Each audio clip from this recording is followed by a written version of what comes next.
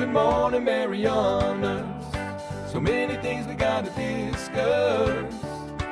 Happy day, Tiro, and greetings to Rhoda, Guam, Saipan, and Tinian. For all your island news, from a beautiful place with Pacific views, it's always so much fun. Oh,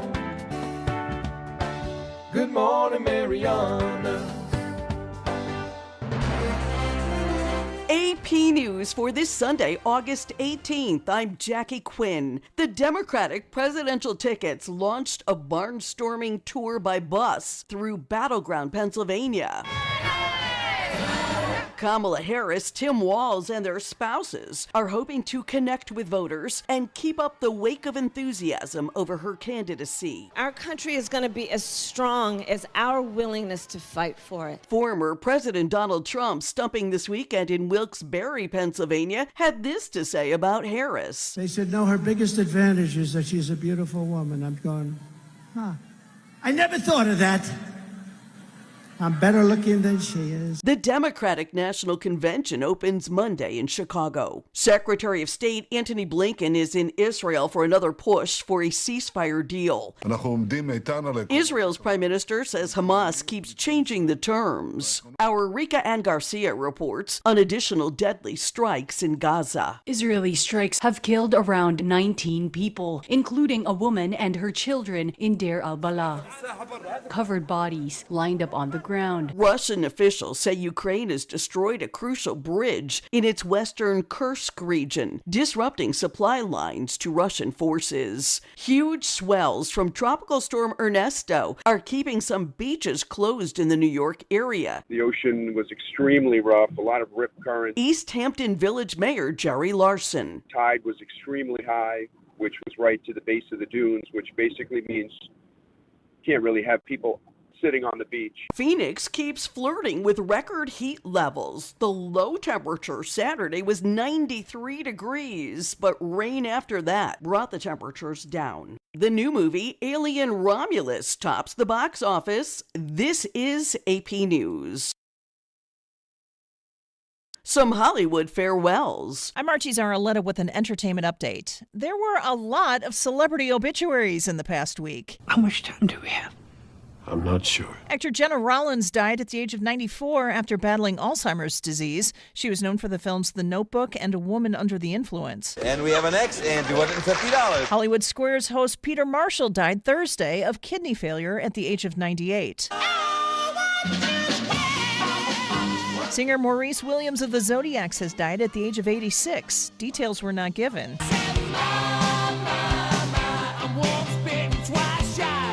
Singer Jack Russell of the band Great White has died at the age of 63. Details were not given. And singer Greg Kihn has died of Alzheimer's disease at the age of 75. I'm Archie Zaraletta. And I'm Jackie Quinn, AP News. Good morning, Marianas. It's Monday. It's 7:21. It is August 19th, and today is the best day of the week so far. True story. If you don't believe it, get out there and start living, brother. I'm telling you, there's a lot going on in the Marianas, and you can be a part of it. Heck, you probably are. Hopefully, you're one of those people who control the weather, so you can help us out to make sure that the baseball playoffs for the Saipan Baseball League kick off tonight. I don't know. I've got my doubts. It's been so soggy, and that field, they don't want to trash it. So we're going to find out. Hey, it's 84 degrees here in beautiful Saipan, and man, is it soggy. It's soggy, but they're still getting the road work done. They were working here late last night out here on Beach Road, trying to get this stuff finished, and hey, I am not complaining. Work as late as you can, because as soon as you're done with this part that you're paving, I know you still got to strip that middle thing. Oh, God, I know there's still more to go. But we're getting closer. That part is good. I gotta love that. If you like rain, this is your week. Scattered showers and thunderstorms throughout the day. Partly sunny skies. High near 87. Winds out of the east 11 miles per hour with a 40% chance of rain. We're looking at some more of that tonight. Actually, just going to be colder, less sun, and the precipitation percentage is going to go down. So it's going to rain during the day. It's going to rain during the night. And you know what that means? Come June, going to be a lot of babies. That's what I'm saying. It's happening. All right, so that's not too bad, though.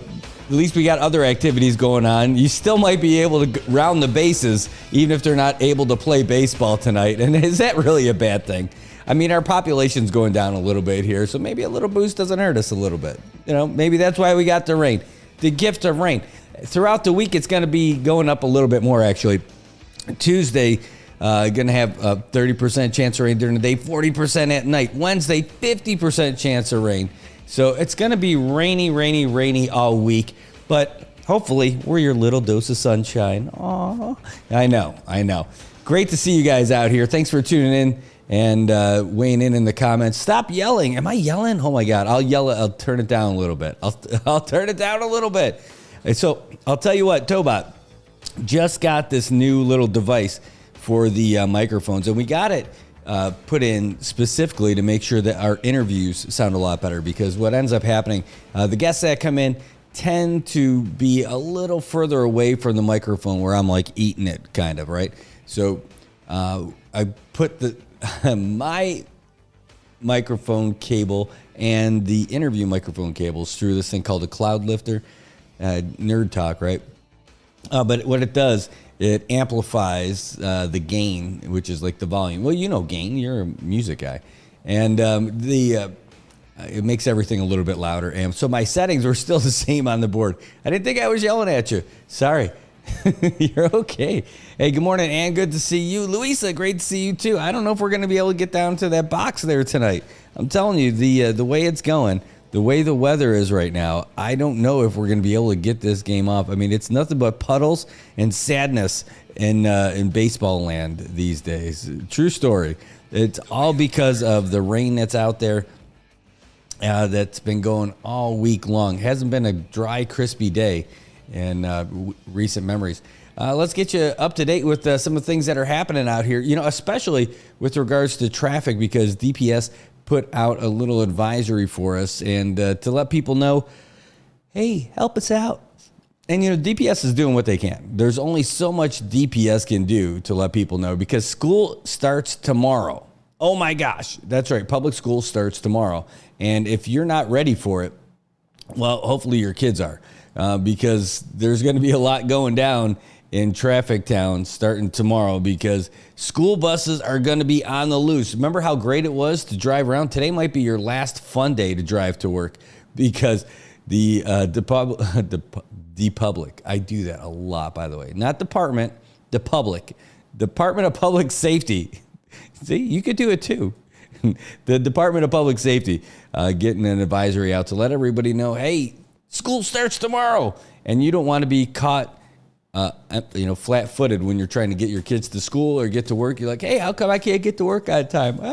This traffic. No, it's not the construction this time. It's a combination, because school buses are going to be out there on the lookout.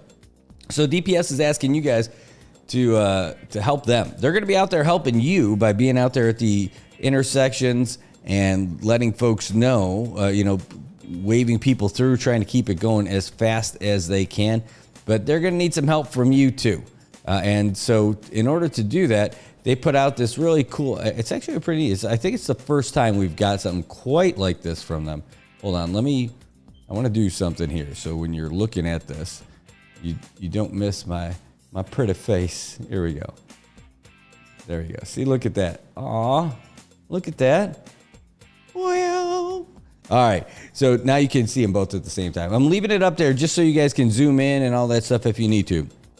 But more importantly, I'm going to show you what DPS has asked for. They gave you a couple ideas. They're saying, hey, if you live up there in Dandan or Aslito and you need to get south, can you go down Chalaman Martinez instead of Beach Road? And instead of coming down Chalaman Guerrero, can you go down the Asperdido Road? Or, maybe Tun Joaquin Doy? They'll be happy if you do one of those. Because, again, there's going to be a lot of people. So there's going to be a lot more traffic that's happening, and it's been happening for a while, so you're kind of used to it, right? But imagine that plus buses. Ugh, I know, right? So maybe not the most exciting thing. So they got a couple of different ideas, and I'm a little disappointed because DPS is letting you know my secret weapon for getting to work if I'm running late. It's okay. I'll let you know. Thanks a lot, Simon Monaco.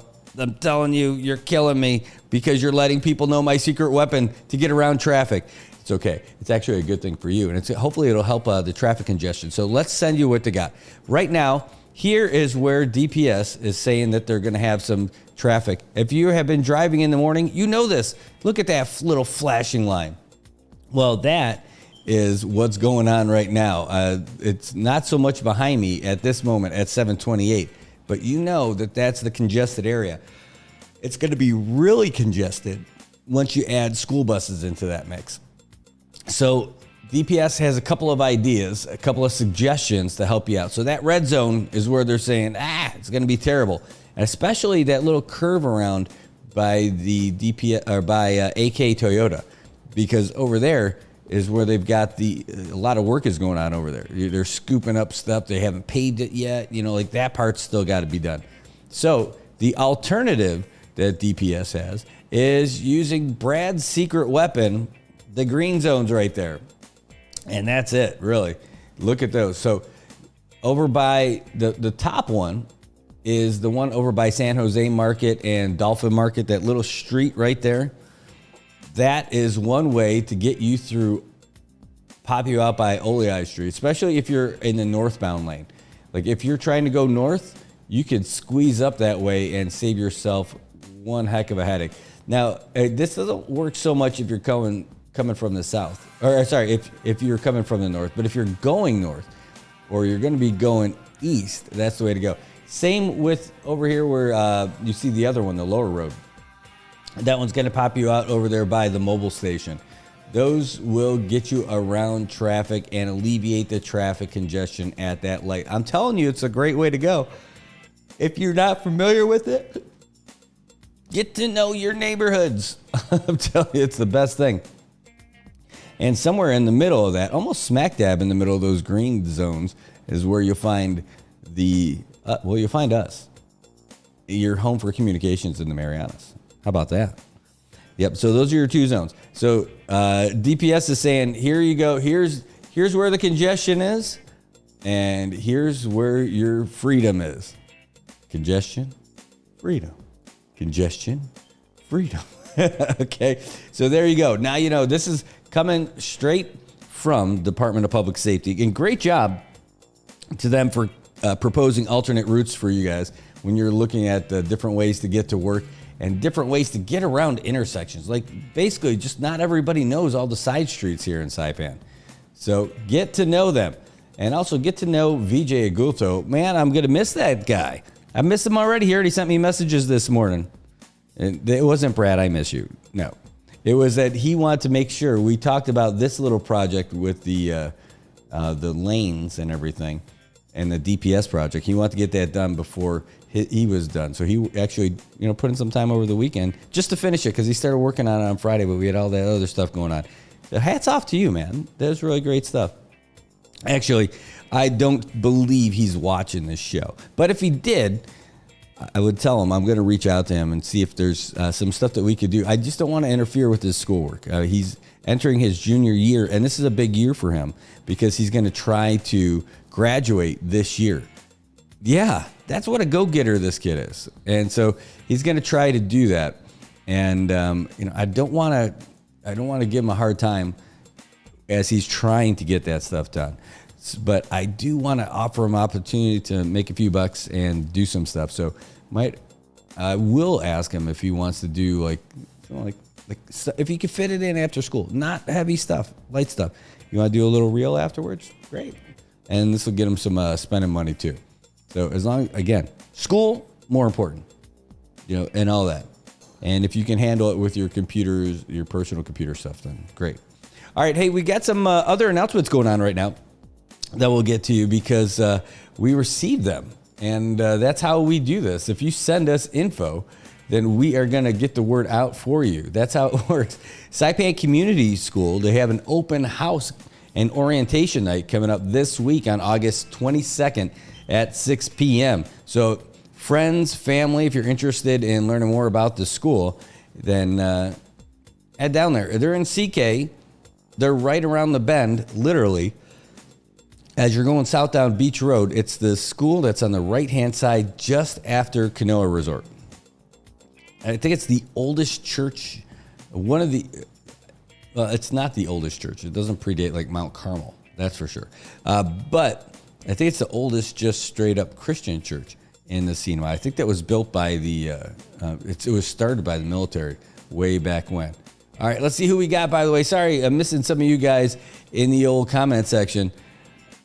Oba, scoba, soda. I love it. Even if I can't say it. Infrastructure funding, build overpasses, and apply reasonable fees. Oh my God, Ann, I'll tell you what. You know what the coolest thing would be? And I'll tell you what. I love Transit CNMI. These guys with CODA doing a great job. We have public transportation getting people up and down the blue line, and then the amended blue line, the extended blue line, and then the other ones that are going to be coming up. That stuff is outstanding. But how cool would this be to have a monorail? Monorail. If we had a monorail that took you from like COP all the way up to Kensington or Marianas Resort, and with stops along the way, and it's elevated, right? The elevated stops, so it's not in the way of traffic, and it would go all the way down and all the way back. I would say have two, right? One going each way, because you can't have them on a loop. It just doesn't work that way. I think it would be great. Even if there were two, and then maybe you make a hub in Garapan, so there's two going up and back in the north part, and then two going down to the south part. That might be a little overkill. Maybe we just need one going each way, but still do that same hub in Garapan. I think that'd be pretty neat, like Garapan Station. Yeah, you know, it's monorail is working so great for Hawaii. The idea of the monorail is great in Hawaii, but they've got all kinds of cost overruns. There's the corruption allegations, you know, money laundering, all kinds of stuff. I like it. I love the idea of it. And in Saipan, it would be great. Now this would not, there's no way they would get it to Cagman. So dispensa. Same with all you guys in Capitol Hill. It doesn't work that way. Yeah, the only train, Ann says, the only train we ever had here were the sugarcane trains. Hey, I'll tell you what, you can make a sugar car. You could actually call it the sugarcane train. The sugarcane train. Maybe that's it. And how cool would that be? I mean, you're trying to attract tourism from Japan anyway. So throw a little Japanese on it. You know, like call it the sugarcane train. Why not? I know it's not going to be. It's going to be the somebody memorial monorail or something. I know that's what's going to happen. But maybe the Taga train? I don't know. What would you call it? And why are we naming your theoretical train, by the way? You don't even have a train. Nobody's proposed it. We're still working on our roads. Okay, you got it. You got me. I got it.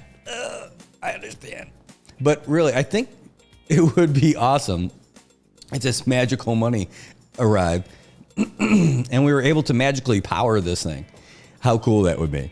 If we had this and we had a Garapan station, ends up having, like, I mean, if you've been to Korea or you've been to Japan, you see all of the shops that are around there, around those main stations. Thailand has them too. And it is a hub of commerce. It's a hub of people going back and forth. It would be outstanding here for sure. Imagine that, you know, kids going to school, people going to work, and that's taking you all the way north and all the way south. It'd be beautiful for tourists too. I think it's a big time win. Big time win. Of course, we need that magical money to make that stuff happen.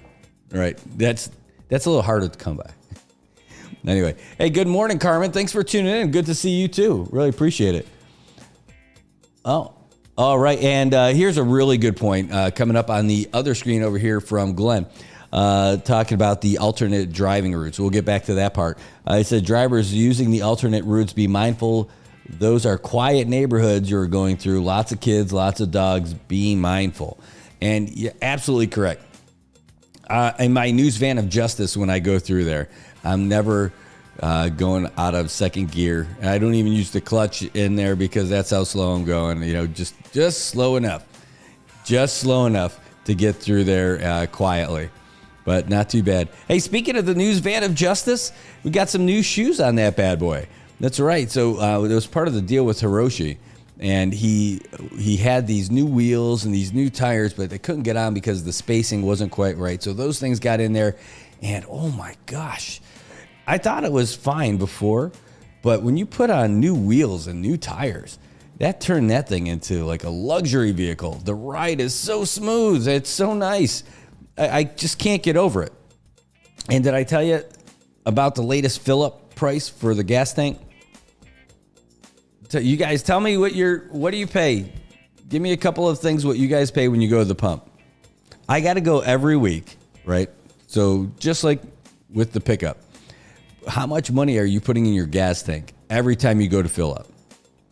For my Tacoma, which was great, a great pickup, best vehicle I ever had, it was about $90, give or take, depending on if I went a little crazy, letting it go low, like Flow Rida, or if it was, or not. So, plus I had those specific points. So Sam Santos says he's putting in like, $62 for a week and a half for his RAV. And I wonder also if I was just driving a lot more than most people too. An additional $10, $80 a tank for Carmen. Yeah, I know that for sure. That sounds about right. I ended up paying my most recent fill up for this news van of justice. At the tank or at the pump, it said $25. And that's because the fuel attendant, topped it off to make it even. I went inside and used that. I used Pacific Points. You can use your Smiles Club if you're at Mobile, or use Pacific Points wherever you go. And I got that discount because I made all those points. $23.50 to fill it up. $23.50. Holy cow! I'm telling you. We'll see how long this adventure lasts, but so far, seems pretty good. I'm loving it. I am. Like McDonald's. That should be my horn. It should say ba ba ba ba ba, because I am right now. All right. Hey, by the way, so I've got up there, those are some of the latest events that are going on right now. But Brad, you got the variety on there too. I know, the variety's cool. And they're doing their best of their voting. I don't know if it's all closed out yet, but the latest thing I found on there, I took that down. Oh my God, the runner for the Tint Man from Empty is about $110. Oh my gosh, Tobot, that's wild. That is wild. Man, that's crazy. But you do have some really badass wheels on your 4Runner. I gotta tell you, you got a really cool ride. I really think it's awesome. In fact, my daughter was telling me, we were talking about, she's like, Dad, what's your dream car? I'm like, I don't know if I have one. I'm like, I do like Jeeps, and I think they're pretty cool. I just think that they're like a kind of a perfect vehicle, because here you can go anywhere with them. And hers, 4Runner, she loves a 4Runner.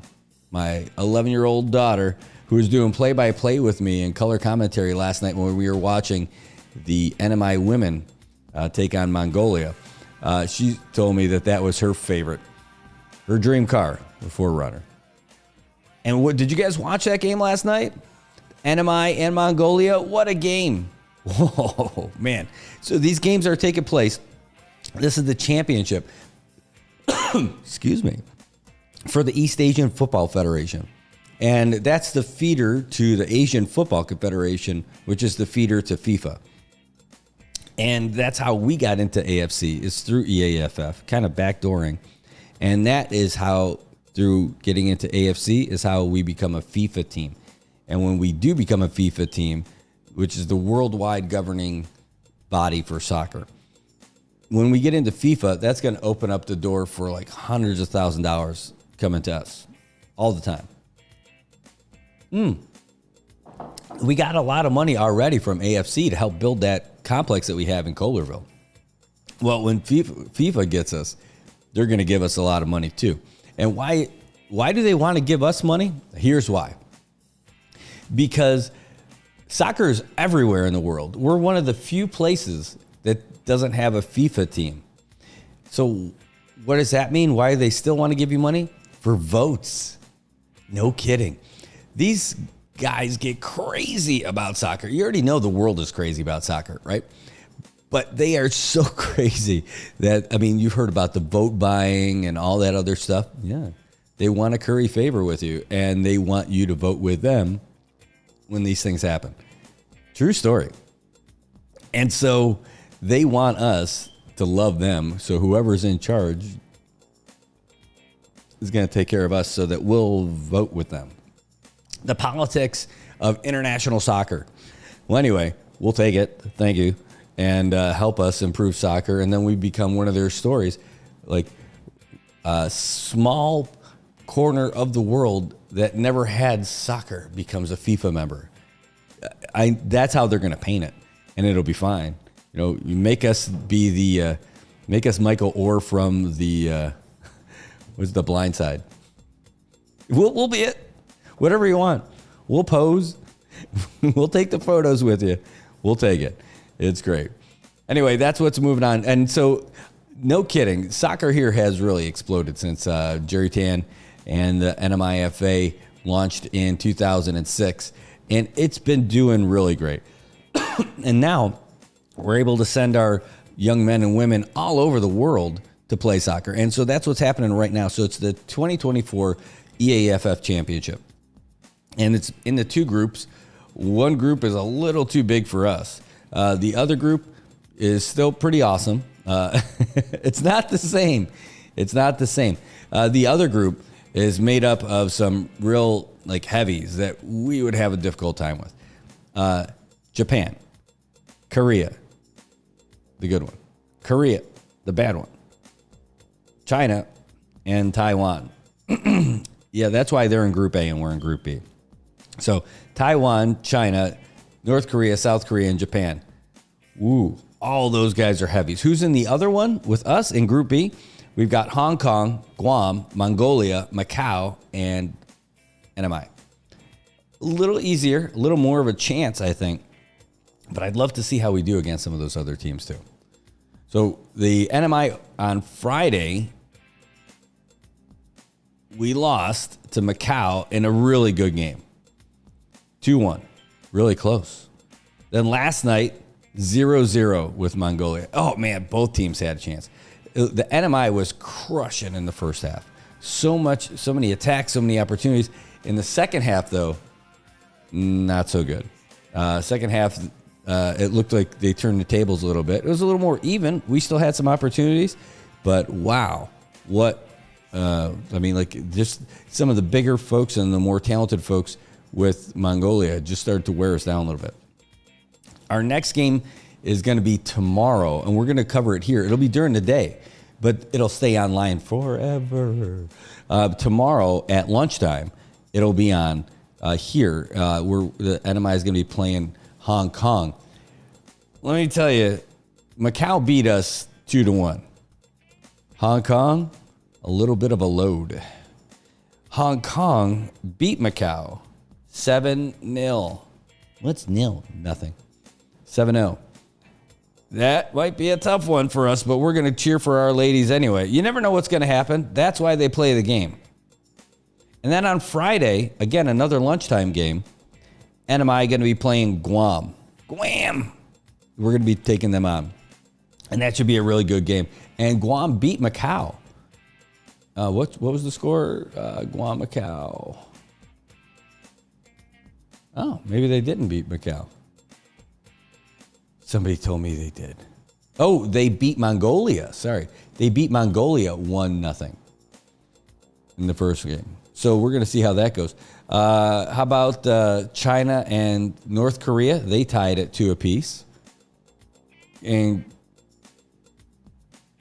South Korea and Taiwan. South Korea won 1-0. Wow, that's a good game. Really. Now, Taiwan got smoked by China 3-0. Yikes. Well, at least we don't have to worry about playing that. Not in these groups, anyway. Not in these pairings. Anyway, That's what we got. So we'll be back here on Tuesday for the NMI versus Hong Kong. That'll be at noon. We're going to do our regular morning show. But if you don't have any plans on lunch, pop open your phone or your laptop while you're sitting down, chowing down, and you can watch the stream right here at the NMI News Service. And hey, while we're doing the game, if you want to call and talk about it, you can. If you want to come in here and watch the game with us, you want to hop in and grab a microphone, let's do it. I think it'll be a lot of fun. And if you don't know where we are and you don't know our phone number is 670-789-2323. And we're located here on the third floor of the CETA building, right across the street from the Shack, which unfortunately is closed today because their only day of the week they're closed is Monday, making Monday that much sadder for everybody. The rest of the week, though, the Shack is open Tuesday to Friday from 8 to 2. And then on the weekends, both days, Saturday and Sunday, from 8 a.m. to 12 p.m. So you can get your Hyatt lunch replacement right there at the Shack. All right. Looking forward to it. The ladies looking good. They did really well. They played really strong out there. And I'm telling you, there's a couple of ladies playing for Mongolia. Oof. Big. I mean, and they're the big enough to where they're not too big to where it's like they don't belong in this field. No. But, you know, there's any game that you play against, any sport, any team, there's always some players who are bigger than the other ones. She's on the big side of that one. It's in at her presence on the field, just the dominance just starts to creep up. It's subtle at first, but she can really run. She can really use the body, and she's got some great awareness and some good control. And then she had this little spark plug. Another solid player, number 7, who was just fierce. Both of them could have scored a couple of times. But Haley Benavente playing keeper for us, just outstanding. She's got to have some proud parents watching that game because she did not wait for any of the balls. She went out there and grabbed them. And I think she might have got hurt in the first game because she didn't play the whole thing. But she's out there for the second one. Hey, good morning, Eric. Thanks for tuning in. Sylvan, good to see you. Bea, great to see you. My neighbor, Jimbo, Ray fan. Glenn Hunter, good to see both of you guys. Tobat, of course, good to see you too. I'm just checking in over on the Good Morning Marianas Facebook page, also able to see who popped in and who's there. So thanks so much for being here and all that. And you guys, again, feel free to call in all the time. Our lines are open. 789-2323. Okay, we've got some interesting things going on in the Marianas for sure, but we're going to tell you more about them after we take this quick break because we got to tell you about a place where you can get fit, get in shape, feel great about yourself. And the truth is, nobody ever said they felt lousy after a workout. Why don't you find out for yourself? Again, you might not love the idea. You might drag your feet on your way to the gym. It's a true story. It happens all the time. But don't worry. Once you get into it and you start feeling how it is, when you start pushing that weight around or maybe walking on that treadmill, maybe it's just sitting in that sauna or the cold plunge. They have all that available to you in the CNMI's newest gym on Beach Road underneath the shadow of the Aquarius Beach Tower, right in front of it. Laddie Built 24-hour fitness. It is outstanding, and you need to see it. They've got great trainers. They've got great equipment. They've got great supplements. The only thing they need is you.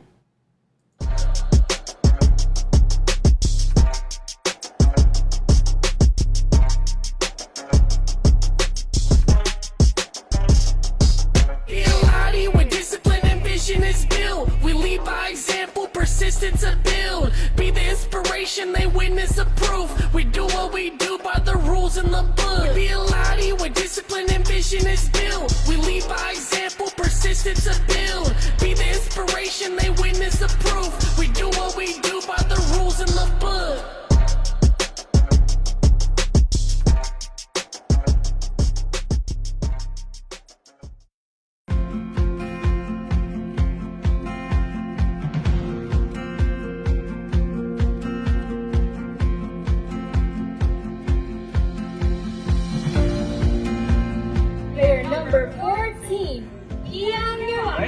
day to be up 3-0. I'll tell you that. It probably is not great to be down 3-0. I'm Brad Rosala, and I'm the owner for Commonwealth Communications. And I am Jojo Alipuzu. I am the owner of Island Image and Motion.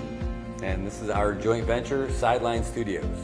This whole concept that we have of doing all these live stream productions and covering news and doing live shows and everything, it wouldn't happen if we didn't have a great partner like IT&E, someone who could handle the bandwidth and provide it and then get us what we need when we need it, and then be a real partner for us for all the events, whether we're doing live sporting events, broadcasts. All of these things happen because of our partnership with IT&E. With IT&E providing us with the fiber and point-to-point and even the MBRs, is just a great piece of equipment to use when we're broadcasting our sports, our events, our performances, especially our cultural performances. And it's just great to share our culture here in the Marianas with the world. And IT&E has been there from the get-go. The thing I like best about working with IT&E is how willing they are to come out and find a solution. Even for Liberation Day, we thought we had a pretty good solution for our live stream setup, and it turns out that we did not have the right setup that we thought we needed. That day, just before the parade, reached out to Paul and said, here's our situation. What do you think? He's like, we're gonna figure this out. While he's sitting there barbecuing, getting ready for the parade to start, he starts burning up the phone lines, calling everybody in IT&E, what can we do, what's the right solution? They left their families to do this stuff and get us the equipment that we needed to broadcast live. That's over and above. That's on a holiday. That's when he was out there spending time with his family. That's why IT&E is just the best, just really in touch with the people and the community. I recommend IT&E to everybody. Tell them the options are there, and you can choose whoever you want and then figure out what you think is the best. But when you're ready, when you're tired of having your calls disconnected or not having service, then you reach out to the guys from IT&E.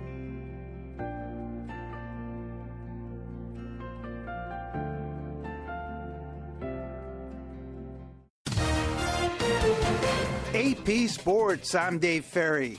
The Yankees maintain their lead in the AL East despite a loss on Saturday. Denny Cap, what do you have for us from Yankees Tigers? Dave, the Yankees generate just 4 hits in a 4-0 loss to the Tigers. Tigers starter Cater Montero struck out 5, allowing 2 of those hits over his 5-inning outing to earn the win. Yankees starter Carlos Rodon struggled with control, serving up all 4 runs over 3 1/3 before getting the hook and taking the loss. Didn't have that A+ stuff, and I was trying to go out there and compete, and I need to be better. Just need to be better than that. That was tough. I put the boys down 4-0 after the second, threw 90 pitches through 3 1/3, and just didn't make it happen. Tigers slugger Spencer Torkelson returned from a 2.5-month stint in the minors and paced Detroit's offense with a couple of hits, including a triple off the right center wall. Andy Ibanez also doubled home a run for the Tigers, who snapped the Yankees' 3-game winning streak. Craig Heisborough witness to the Orioles-Red Sox game. Brian Bayo allowed 1 run on 2 hits over 6 innings while striking out 6 to improve to 11-5 as the Red Sox beat the Orioles 5-1. With the game tied at 1-1 in the 7th, Jaron Duran put the Red Sox ahead with a 2-run single. Both stars were absolutely dealing. Their guy was absolutely lights out, and Bayo was really lights out. It was just one of those things you just gotta wait guys out and put some quality at bats together, and we just happened to make the right hit at the right moment. Rafael Devers hit a 2-run homer in the 8th, his 27th. Gunnar Henderson hit his 32nd homer of the year for the Orioles, who remain a game behind the Yankees for first place in the AL East. Cleveland's lead in the AL Central is down to 2 games after the Guardians' 2-1 loss to the Brewers and the Twins' 5-2 win against the Rangers. William Contreras hit a tie-breaking homer in the 4th inning for Milwaukee. Minnesota scored 3 times in the 8th on Willie Castro's 2-run single, thanks to an error by outfielder Leody Taveras. But the best performance out of the AL Central came from Kansas City's Dairon Blanco, who homered twice and had 7 RBIs in a 13-1 drubbing of the Reds. Hey, manager Matt Catuero, what did you think of Blanco? I think we've seen 7 RBIs, but not from a guy that came into the game with 5 RBIs, and 1 homer. So, it's really, really nice night for him. Really something to be proud of. He was ready to play. It's not an easy role when you're the guy that doesn't get many at-bats. Over in the AL West, the Astros were able to expand their lead, as Adam Spillane reports. Hunter Brown allowed 1 run over 7 innings as the Astros beat the White Sox 6-1. The win is Brown's 11th of the season, and he's 10-2 with a 2.33 ERA since June 1st. When you're having success, it feels good. And, just trying to go out there and, whether it's in that one game, or, maybe if you can squeeze out another inning and it helps, the bullpen for tomorrow's game, or, any situation like that, it definitely feels good, and you can try and build off it. Jose Altuve finished 2 for 4 with 2 RBIs and 2 runs scored for the Astros. Shea Whitcomb went 2 for 3 with a double in his major league debut, while Yordan Alvarez, Yainer Diaz, Victor Caratini, and Jake Myers collected 2 hits. Houston now leads the AL West by 4 games. The Pirates did the Astros a favor by defeating the Mariners 7-2. Mike Reeves saw the Cardinals end their losing streak. The Cardinals crushed 3 home runs and got a strong outing from starting pitcher Andre Pallante to defeat the Dodgers 5-2 and end a 5-game losing skid. Pallante's record's now 5-6 after giving up 2 runs in 7 innings. He walked 2, he struck out 5. The Redbirds got home runs from Mason Wynn, Nolan Arenado, and Alec Burleson. We want to make the playoffs, and those are teams that we're going to be facing. So, it was good to kind of put everything together, with the start, the bullpen, the defense, and obviously the offense. So, we just need to do that consistently here until the end and let it shake out how it's going to. Shohei Ohtani belted his 38th home run of the season for the Dodgers. The Dodgers' lead in the NL West is down to 2 games following the Padres' 8-3 rout of the Rockies. Jake Cronenworth, Luis Campusano, and Bryce Johnson had 2 RBIs apiece for San Diego. Coming up next, the rest of the Major League action.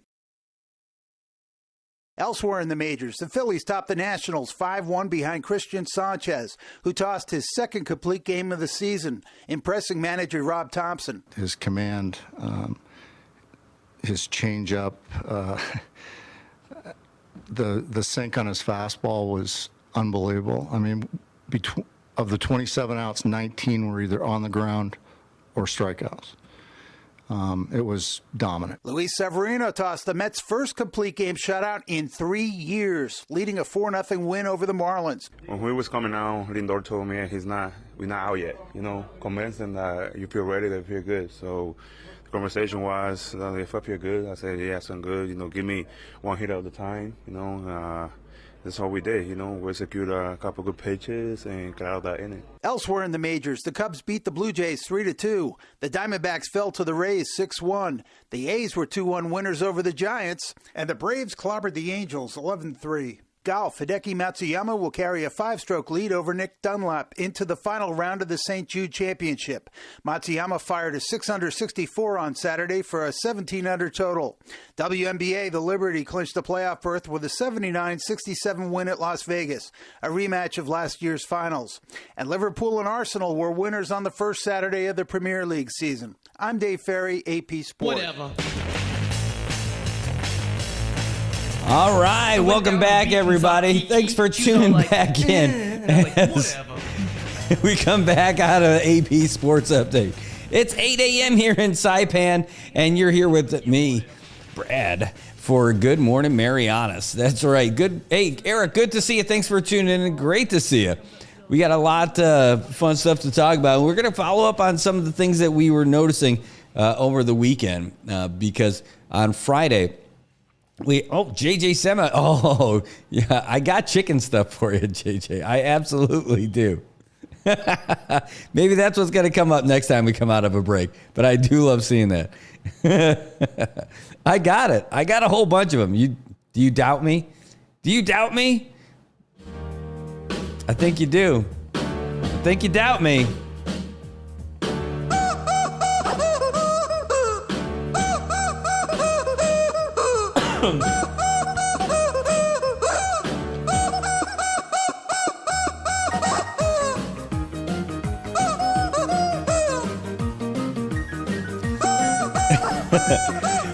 It's awful.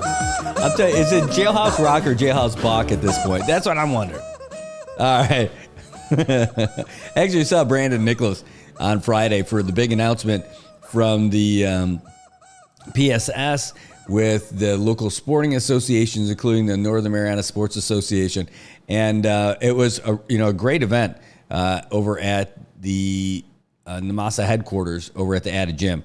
And what was great about it is that it kind of helps to ensure that we're going to have a certain level of quality going on, a certain level of consistency going on for all the different sporting outlets that we've got out here. And wow, just excellent work. Nick Gross, my compire, putting all that stuff together and really doing a great job for the Marianas. I need to move my chair over, or I need to move the the camera. I got to pick this thing up and move it. Don't worry. That's going to change this week. I ordered a chair with wheels on it, a tall enough one for this desk that we got over here. Don't worry. I'm going to be smoothing back and forth like with the grace of a figure skater. It's going to happen. Absolutely going to happen. Something else is going to happen, it looks like, in Managaha. Now, I'm not sure. Part 2 is today, but Department of Public Lands has been proposing these new regulations for the master concessionaire in Managaha. And right now that company is Marianas Global. And one of the things is they're considering making it easier for them to make money, which doesn't sound like a bad thing. But the way that they're doing it has really ruffled a lot of feathers. Speaking of the chicken stuff, that would have been the best segue. But what's happening now is that all of our local vendors here in the CNMI are basically all of them are getting together to say, no, we don't think that's right. So Marianas Global is looking to really tip the scale, the balance of the scale in their favor. So here's the thing. They want to make sure that if you're going to pick people up in Saipan as a marine sports operator and you're going to drop them off in Managaha, they don't have any problem with that. And if you're going to pick them up from Managaha and take them back, they don't have any problem about that. They also, if you conduct all that business in Saipan, they don't have any problem with that. But they don't want you to operate in Managaha. All right, get it. That's what they're paying $800,000 a month for. Remember that. Because we're going to come back to that point. And then number 2, they're not cool with you bringing your own food from off island and then eating it at their restaurant area, like where they have their eatery, their food counter. They have those picnic tables. Yeah, they're not cool with that. And now that might also mean the picnic tables right when you get off by the dock. All right, so here's the issue. Marianas Global also doesn't want you to be able to pick people up from Saipan, take them to go out and do water sports stuff, and drop them off at Managaha, and vice versa. Even if you're not conducting any business on Managaha, they want to control, and they want DPL to control, somebody who's going to ferry people back and forth between Saipan and Managaha. They want to control that aspect of their business if they want to take them off banana boating, or if they want to take them parasailing. That's what's in the regulation. So the question is, for you, is how do you feel about that? I'd love to hear it. I have some thoughts that I share all the time. But with this one in particular, it doesn't seem like that should fall within DPL's purview, right? Public lands shouldn't dictate that part of commerce. If you're going to take people from Managaha to Saipan and from Saipan to Managaha, what happens in between shouldn't be an issue. As long as you're not if these operators were walking the beaches of Managaha trying to get people to do these water sports, I'd have a problem with that too. I get that. But that's not what's happening. They're getting the people on the beaches in Saipan or at the stores in Saipan and offering these services. You want to go to Managaha? Sure, I got a deal for you. We are going to do a banana boat ride when I pick you up at the beach over there by Crown. Jeez, it's the worst. When you pick them up by Crown or you pick them up behind IPI, awful looking beach, right? Actually, the beach is pretty good. A lot of trash, though. I'm not talking about the building either. They'll say, hey, we'll take you over there, and on the way, we'll let you ride on the banana boat. What do you think? Good deal? Tell you what we'll do, and on the way back, we'll throw you up on the parasailing. What do you think of that? Oh. All right, here's your fee. All that stuff's done in Saipan. To take that away from our local folks in Saipan, it's just terrible. Why? It just does not make any sense. The folks who are going there are still paying for Managaha. If they want to eat there, sure, they're doing that too. Now, if the tourists bring their own food, that's one of their issues. They're like, yeah, you can eat your own food. We just ask that you don't eat there. All right, so granted, it's like the airport. It's like the movies. It's like a baseball stadium or any sports stadium, like in the mainland. You're going to pay more when you're inside that environment because there's no other options, right? Like that's it. The movie's perfect for the food thing because you're not supposed to bring in outside food, right? You pay to go into the movie and enjoy the movie. Like you pay to go into Managaha and enjoy Managaha, but you're not supposed to bring in the food that you get from Joten Superstore right next door like everybody does all the time because it's crazy expensive at the theater, right? Everybody. Guilty. However, I still order something from the movies just because that's how they really make their money, right? That's where they make their money is from that. They only get a little bit of money from the actual movie ticket sale price. They make all their money from the food and water. But you got to supplement it, right? I'm telling you, it's so expensive. So expensive. End up with a family of 4, end up spending about like $40, $50 on the movie, and then you got to spend another $40 on the food stuff. Almost. No, you got to supplement it, but I can't. I got to spend something on it. But anyway, that's the thing. They can't tell me that when I go in there, I can't go anywhere else, right? So like you got a captive audience. You got to get their stuff while you're in Managaha, unless you come prepared and you bring your own stuff. Sounds fine. I'm really quite fine with them about the food, but not for eliminating activities. And they say, oh no, DPL and the master concessionaire, they're going to have something in place so that it's okay. If they agree with that concessionaire, the sub concessionaire doing that stuff, it's all right if they approve. Well, why would they approve of anybody? So I think it's just makes sense to not eliminate that. It really, they're getting people to and from Managaha, and what happens in between has nothing to do with Marianas Global or DPL for that matter. That's it. There you go. Ann says it. MGI should build a water park instead of taking away business. If you're going to get this contract, then take advantage of what you can. Really make it awesome. Make people want to go there. Make your mode of transportation better than everybody else's.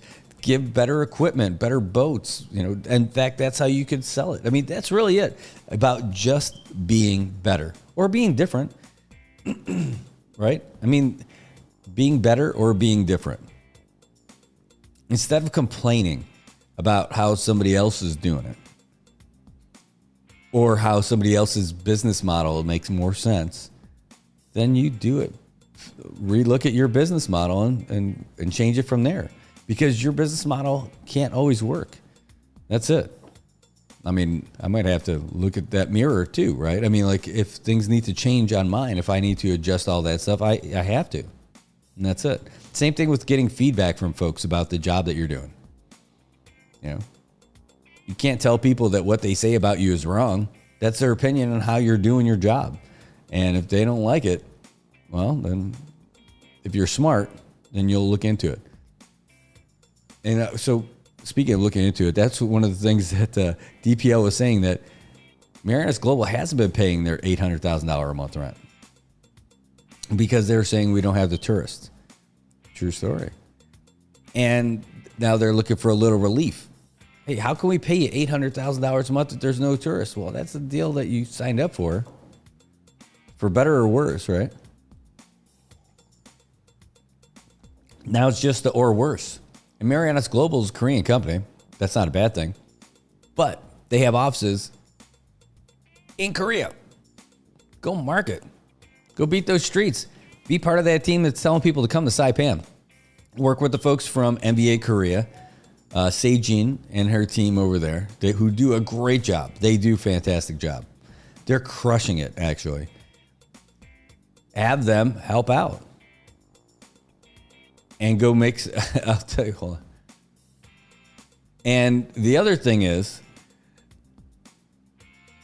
I've seen their presentation last year from September. I don't know if they got better with this last one. Apparently, they do this like twice a year. But NBA just released some info about their last roadshow where they were in Busan and in Korea, or in Seoul. And I went there and I saw their presentation, and it was not great. It was not great. And it was not inspiring. And why did it matter? Because they were dealing directly with the travel agents from Korea. The whole country's top travel agents sending people to Saipan. They were dealing with them. Holy crap, did their presentation suck balls. I mean, it was terrible. It was so bad. And the guy looked like he got hit by a wrinkle grenade. I can't believe I just said that. But I mean, the previous part. But it looked like he just unwrapped his suit out of a pillowcase and put it on. He was the guy presenting to all these travel agents. It was terrible. And those are the ones who are trying to attract business to us. It was not good. And now they're saying, well, what the impact would be on this wouldn't necessarily help Marianas Global, but it would definitely hurt a whole lot of local businesses. I mean, you can't regulate you can regulate the travel between Saipan and Managaha for safety and things like that. But to say that they can't offer like the little boating trips or anything else in between, like the banana boats or the parasail, that's ridiculous. It's absolutely ridiculous. So hopefully they'll take care of that. Now, there was a public hearing on Friday, and we didn't go to that because we were streaming the women's game in Hawaii. Hawaii, yeah, not Hawaii at all. Dalian, China. And the next one is tonight, again, at DPL's conference room, and that's in the Jota Dandan building. Now, if baseball doesn't go tonight, we'll go. I mean, we might be able to get there early because I think it starts at 5 or 5:30. We can get there early, but it all depends on what's going on with baseball. And then those things start late.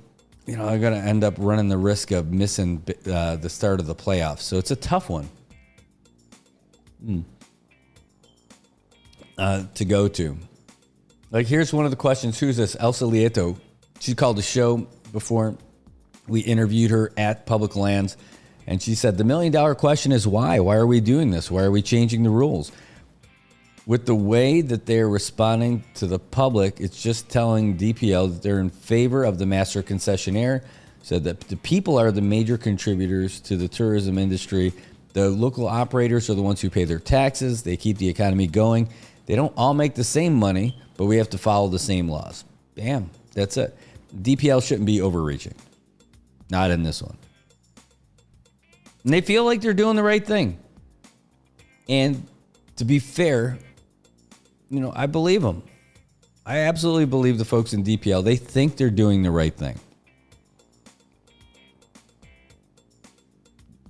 I think they are.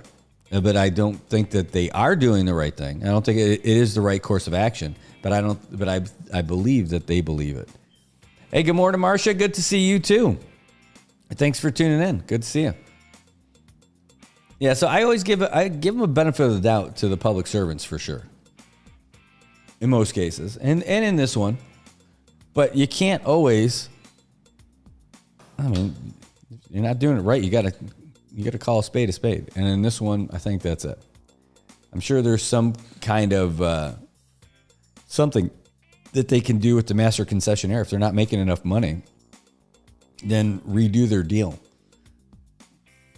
And if you don't, who's going to want to do it next?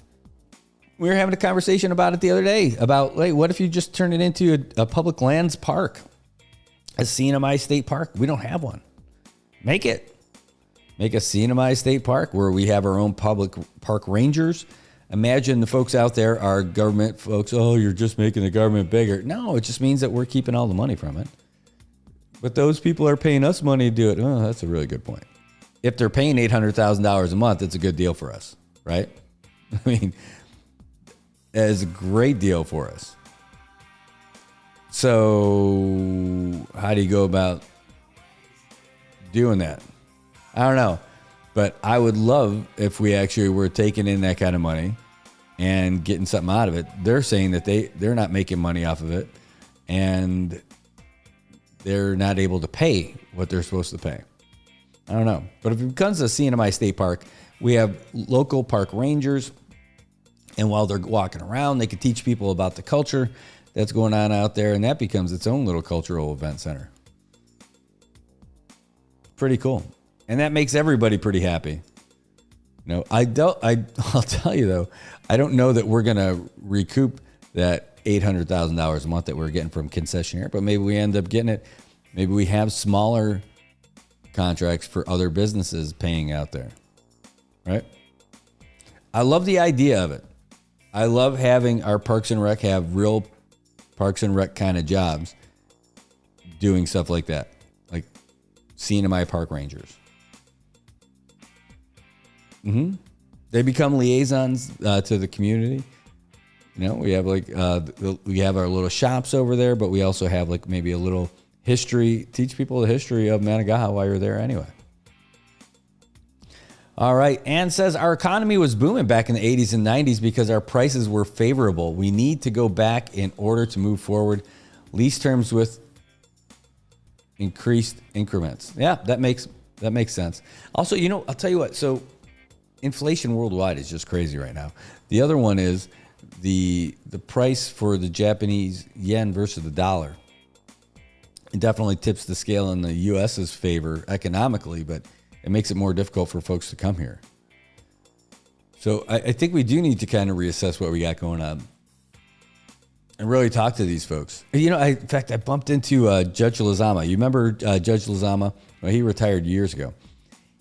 And he was talking to me about the condominium laws and land ownership with regards to Article 12 and how to change it. And right now, to do condominium ownership, it's got to be 100% local hands on local land.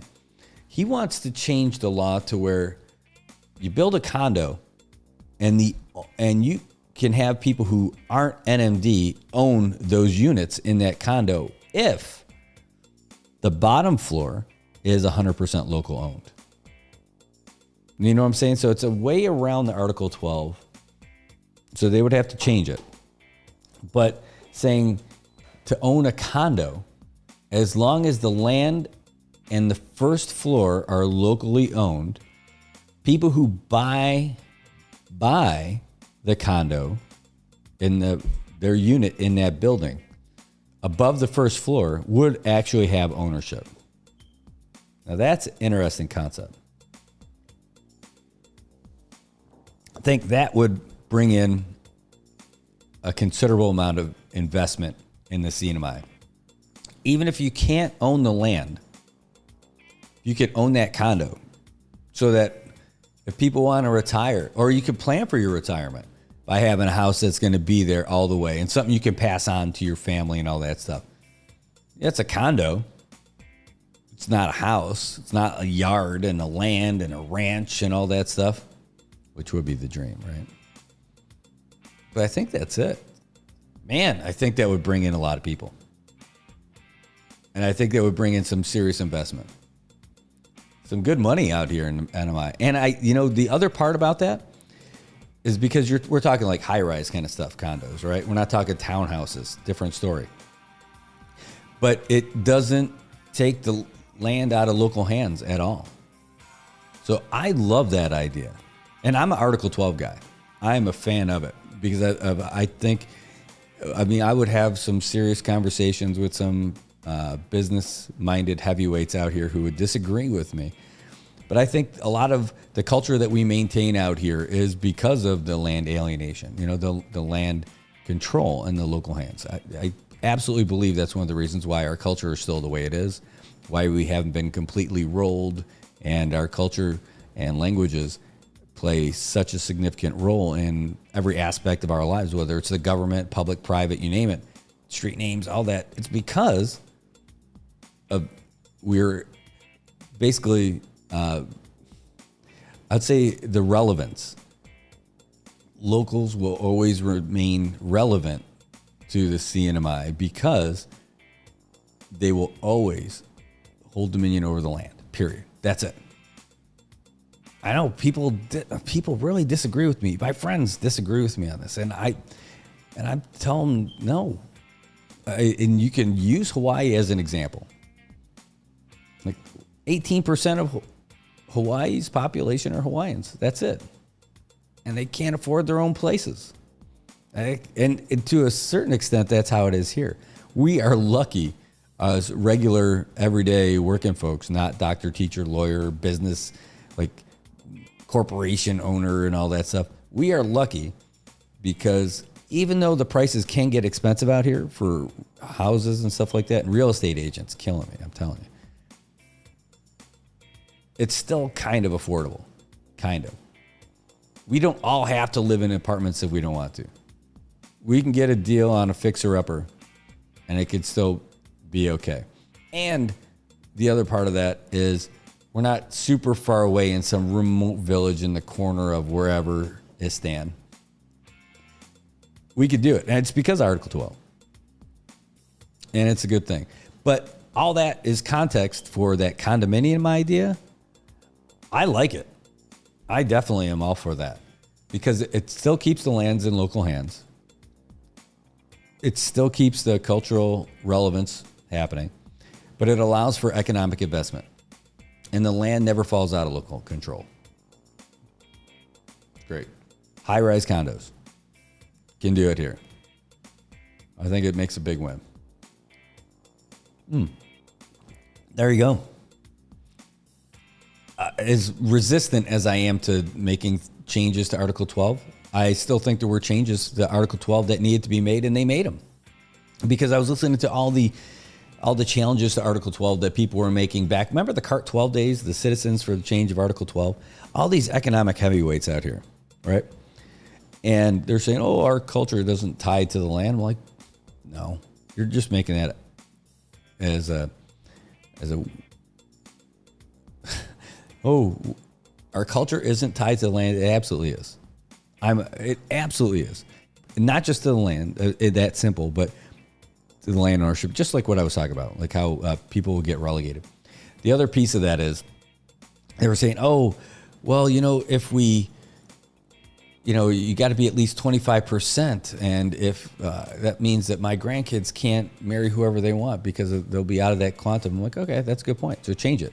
Change it to like Palau. All you have to do is be able to trace your lineage back and you're going to be fine. And we changed it. It's great. The only other thing, if there was a change, like I said, that condominium law, I think that's one. But if there was some kind of compassionate something or other for land ownership, where for people who marry in, right? If somebody marries a local, male, woman, doesn't matter, and then their local spouse dies, I don't think that married person should lose the land. I don't know how it works to eliminate a problem, because what if that person marries someone who's not local? It's just like if they remarry or something. I just don't think they should be booted out and lose land ownership after their spouse dies. I mean, that's traumatic enough. So I don't have the perfect solution to it. I don't have a fix-all for that because there's so many different things, right? There's so many different factors for it. Anyway, so that was pretty interesting. I don't know. I'd love to hear what you think about that conversation about the condominiums. I'm really interested in that because I thought that was a pretty good idea. And I can't see the negative part on that. Like, see, for that one, I don't have the same caveats to the conversation like I'm talking about right now with the surviving spouse thing. Like I think there's a lot of things that need to get worked out for the surviving spouse stuff. But for the condos, it seems like it makes sense already. Like I can't see a flaw in that one. You might though, so let me know what you think about it. Let me know if you've got any issues with that. We'll try to pick that one apart. Again, that's looking for economic development that doesn't weaken or jeopardize Article 12 and the relevance of our local culture and everything. I think that's it. I think that's the only one right now that I could think of after having that conversation with Judge Lozama. That sounded pretty solid. I don't know. Sorry, I saw a couple comments that came in throughout the way. Sorry. This one was about Managaha. It's our own people hammering out the details that are accountable for this mess. Should have predicted this issue. They need to shrink Marianas Global's area of influence to accommodate other vendors and locals. That's pretty interesting. Yep. I'll tell you, Managaha, that whole issue is interesting. And you have your opportunity, not just thank you for sharing your opinions with us tonight for sure, but check out on at DPL tonight for the second part of their public hearing. Again, they had one today, or they had one on Friday, and they're going to have another one tonight. And if they don't have baseball tonight, we'll go check that out. I mean, maybe we'll go there first, shoot a little video or something like that. But, I mean, I'd rather be there to experience all of it and to capture all of it and broadcast it for you guys. But, baseball, I mean, it's kind of our staple. That's one of our big things. I don't want to sacrifice it. And I really want to do play-by-play for it. It's going to be a 9-inning game. It's going to be the playoffs. And Cardinals-Braves. That's got to be a big game for us tonight. I mean, it's awesome. We've been waiting. We went all week last week. And it wasn't even because of the rain. Tonight, Cardinals and Braves, defending champions against the Braves. Tomorrow night, Padres and the Blue Jays. Wednesday, Bandits, Sandlot. All sitting back nice and safe and sound, Falcons. Waiting to see who survives this first round. And it's one and done. The only series is going to be the championship series. So they're going all 9 innings, and it's one and done. Cardinals, Braves today. Padres, Blue Jays tomorrow. Bandit, Sandlot on Wednesday. It's going to be great. We're looking forward to it here in SBL land. I know Luisa is looking for something to do after not being able to do baseball all week. Crazy. Kathy, good to see you. Thanks for tuning in. Great to see you. All right.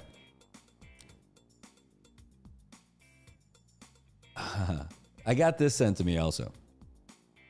This is about the chief solicitor. Did I upload this to you guys? Because I don't. Oh, I did. I did post it on our page already. But here, I'll crack it open here now. But this is about the Office of the Attorney General appealing Judge Pro Tem Barcenas' decision. What folder? Oh, I did make an OAG folder. That disqualified them. Is this it? Yeah, Form 2, Kapow. And here, let me put it up here for you guys, because we didn't talk about it on the show, right? So I can show you this. Here, OAG, bam, bam, bam. You know, why? I can just screen share it. Like, I'm so obsessed, I guess, with this idea. Here, let me open this up. If I do this, you'll just be able to see it. All right, so hold on. Make this there. There we go. Let's move this over and let's add one extra thing. How about this? We're just going to make this zoomed in a little bit bigger so you guys can see it a little bit better. All right. And I'm in there too, but a little off to the side. So this is the appeal, and so this is the comment. So this is the Attorney General's office filing the appeal against the appealing the ruling from Judge Pro Tem Barcinas, which disqualified the Office of the Attorney General from pursuing these cases against former Governor Ralph Torres. So let's see what we got here. Oh, so and these were the four main parts right here. So it said that the statement of issues that they basically said that the judge made a mistake. He did it the wrong way, and here's why. And here are the main issues on there. And hopefully you guys can see it just fine. It looks like you probably can't. It says four things they list.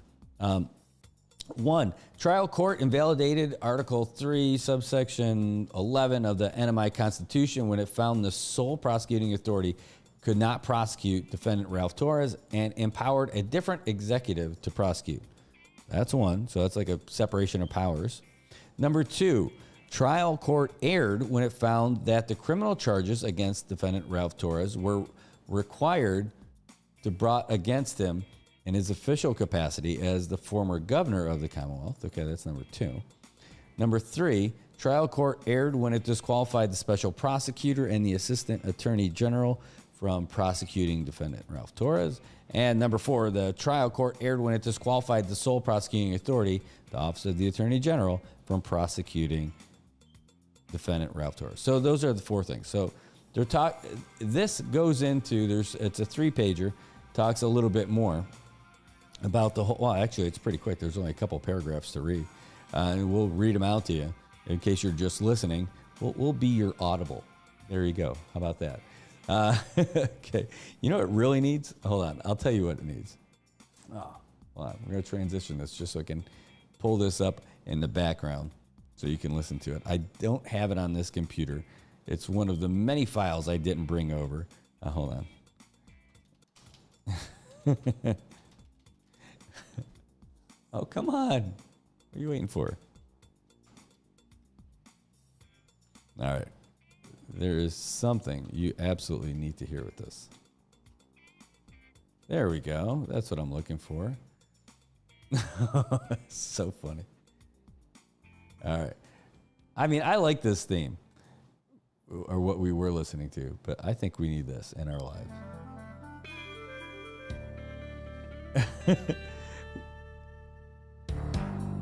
There we go. That's the music that we need when we're talking about this stuff. All right. So let's get back to it now that I got it back. All right. So there's only a couple of paragraphs worth of stuff, but we just talked about the 4 points that they brought up right there, highlighted in blue, that we just literally read. Anyway, getting back to it, he said what you're able to do, list any known or potential conflicts that might prevent a sitting judge from participating in this case. So now this is interesting. Pay attention to this because after hearing about, I'll tell you all about it in a second. It says, this case presents important constitutional issues regarding the independence of the elected attorney general in prosecuting corruption at the highest levels of government. The Commonwealth is not aware of any conflicts which would prevent a sitting judge from hearing and deciding this important constitutional issue. The current justices heard and decided a parallel issue as to the pro hac admission of the special prosecutor to this case when they decided the 2023 MP6.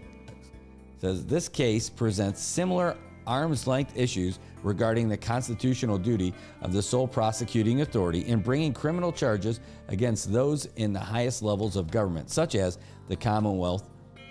As such, the Commonwealth would request that the current justices who were duly appointed, confirmed, and retained by the people of the Commonwealth in their exercise of self-governance to decide the important issues regarding the NMI Constitution. Do you hear that? What that is? That is Chief Solicitor Robbie Glass saying, "Dear Supreme Court Justices of the CNMI, you ruled on this before. We don't think that there's any room for you to recuse yourself when dealing with this decision from Judge Pro Tem Barcinas. You should be able to rule on this one. If you're able to rule that the NMI's office, the Attorney General's office, can appoint a special prosecutor, then you should be able to rule on this one too. That's a big thing to put in there. And here's another one. List any other special considerations that may require immediate attention from the court, such as a petition for an emergency stay, extraordinary writ, or election contest. And he says, the Commonwealth intends to bring this case as an appeal, but understanding that appeal rights are narrowly construed, will be bringing a petition for writ of mandamus in the alternative, should this court find there is no right to appeal. The Commonwealth intends to follow all Supreme Court rules regarding both appeals and petitions for writs of mandamus to ensure proper record and notice. So basically, you're covering all the bases, saying that, hey, if we're not allowed to appeal, we're going to bring a writ of mandamus. Basically saying that they can help me. Even if we're not allowed to be an official part of the case, you guys need to look at this. I think that's the nickel version of that one.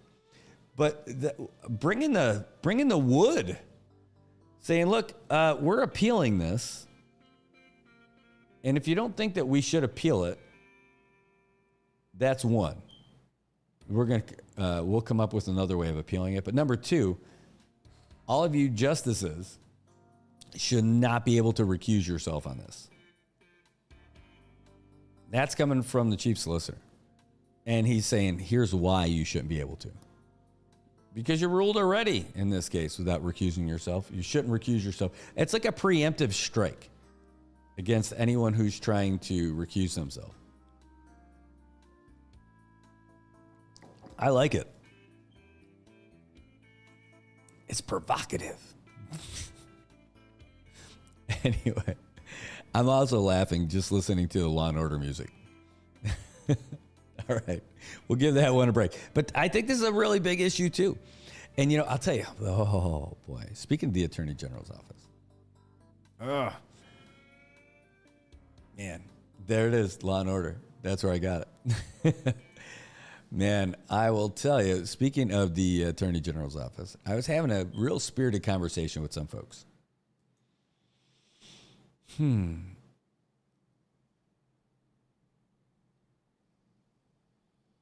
I'm thinking of how to talk about it and what to talk about with it. All right, let's talk about something else. Similar, but not the same. Because we only got about 20 minutes left of the show today. Should I get to... I really want to talk about this topic. I just don't know if I want to wait till tomorrow. Because I think it's a bigger thing.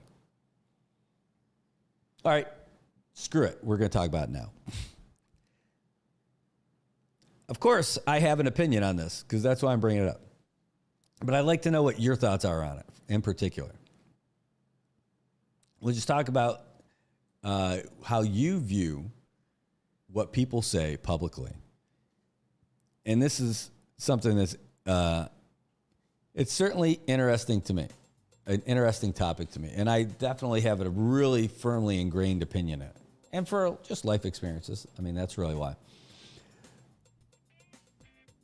You get somebody who's in a, let's say, public or private position,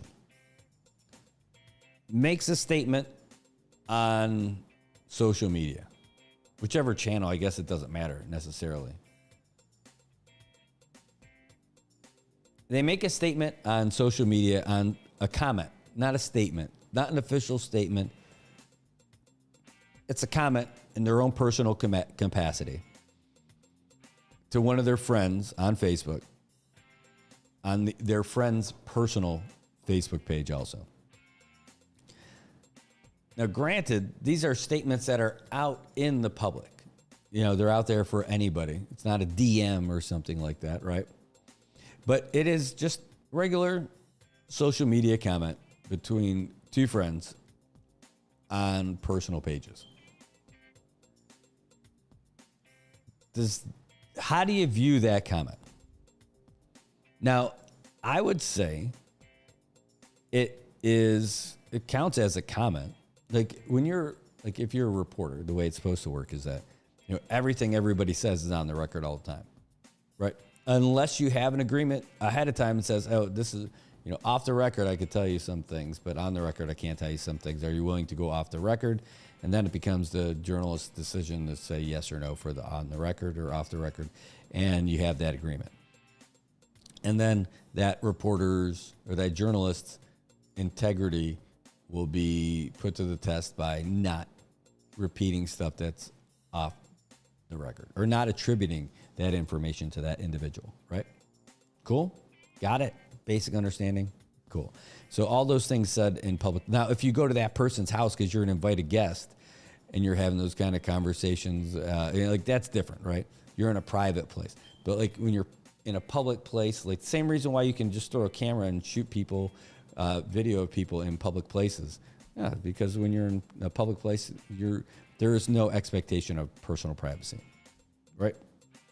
And I believe the same should be said for statements made in like social media. Completely. Like if you're making comments on somebody's Facebook page in your personal capacity, it's still public. Right? That's something you could still write about. So here's the other question. If somebody makes a statement you don't agree with, do you think, and again, they're in public or private, if someone makes a statement you don't agree with, whatever it happens to be, I mean, it's a what if questions kind of suck, right? Because it makes it difficult. There's so many others, you just keep expanding and you're planning for impending doom, right?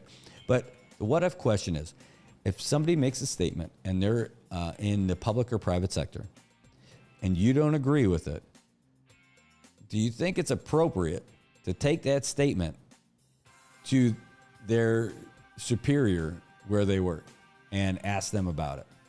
And then ask them if that is their company or agency's official opinion. What do you think of that? Again, the problem with what ifs, because I'm not talking about specifics here. The problem with what ifs is, well, it depends on how bad it was. If they said, Brad said the Buffalo Bills are better than the Pittsburgh Steelers. Am I going to take that to his boss, who's a big Steelers fan? Say, is this your company's official opinion? Tongue in cheek would be pretty funny to say, yeah, right. But if he said something hateful, I guess I should say. And where do you draw the line on all that stuff? I know it's a weird thing. If it was something, I don't know. I don't know where that line is exactly. Yeah, okay, there you go. Like if you were to libel somebody, like if you were to say something, write something out terribly about somebody, like this person is so-and-so. I don't know, maybe. But is it appropriate? The bigger question is, so here's the thing. Taking the job means your public image is always up for debate, whether your actions always have consequences. Totally agree with that. 100% agree with that. Totally agree with that. That's a good one. Taking a job means your public image is always up for debate and your actions always have consequences. Yes, that's my thought about the First Amendment, for sure, right? You do have the freedom of speech, but you basically have the freedom to screw yourself over if you say some dumb stuff. Take that from somebody who says plenty of dumb stuff. But going to that person's boss for making a statement you don't necessarily agree with, that's tough. So like I know I am up for criticism all the time because not everybody loves what I'm doing or the way I do it, or they might not like the style in which we're doing it. I mean, hopefully they're in the minority. I know. But not everybody is going to like the way I'm doing it, and not everyone's going to be exactly attacking anyone directly has consequences. I'm with you on that. But like, you got to open yourself up for criticism, especially if you're putting yourself out there. Like, this is not just some glamour show that I do in the morning and stuff like that. I know people are going to, I put some opinions out there. Some people are going to be with them. Some people aren't. Some people are going to think that I suck, and that's great too.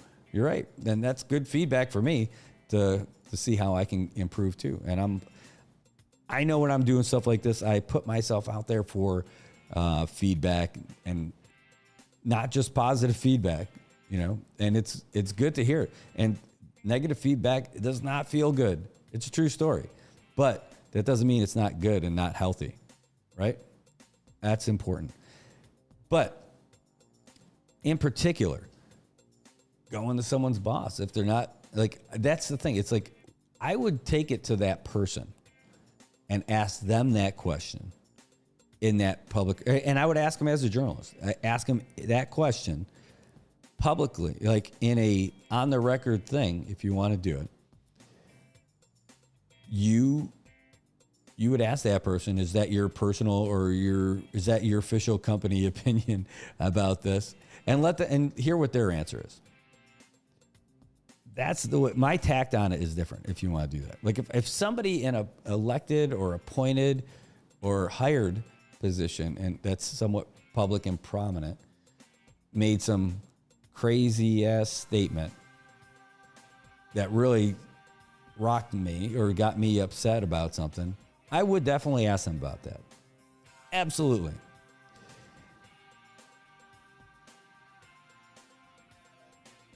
What I don't like is what came about with all this woke stuff about the, try to get people to lose their jobs. That part I don't like.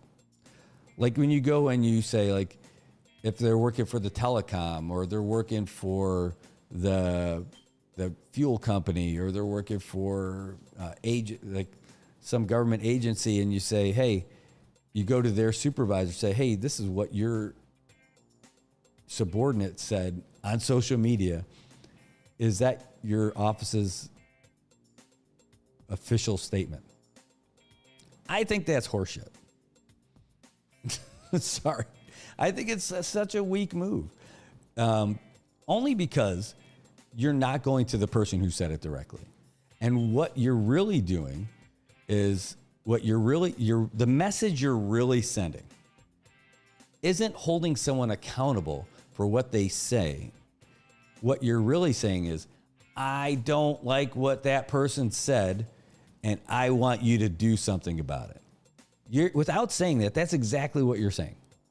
And that's what your action is doing. If the more appropriate thing, for me, again, this is my style. Yeah, this is my style, right? My style is not the same as everybody's. And my style asks me or demands me to take it up with that person. Now, if that person's supervisor or somebody in a supervisory role to that person were to hear about it and see it and they would ask them about it, that's fine. But my job isn't to police the people in those positions. That's not exactly fair. What I mean is, I would be doing that story. And now if that person came back and wanted to make more comments about that, well, you give them as much rope, right? And Vincent, hearsay. I don't know, but so for this one in particular, Vincent, so this one is, again, we're talking about, it wouldn't even be hearsay. This is stuff that would be a public statement, right?